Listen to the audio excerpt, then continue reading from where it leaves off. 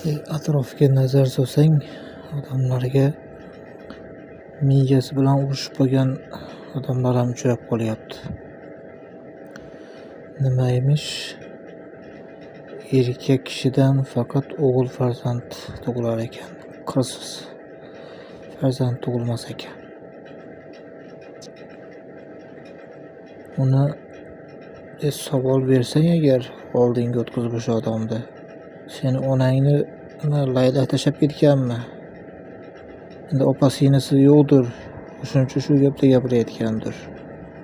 Xo'p, uni ayoli, xotini,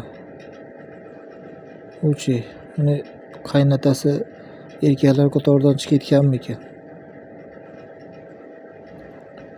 Ko'qqisdan Alloh berib qiz ko'rib qolsa, o'zi ham sekin endi biz ham erkaklar qatoridan chiqaveraylik deb chiqib ketarmikin?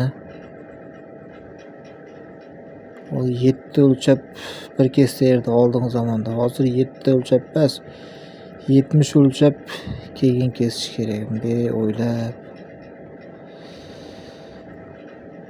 Hayron qolasan odamlarga.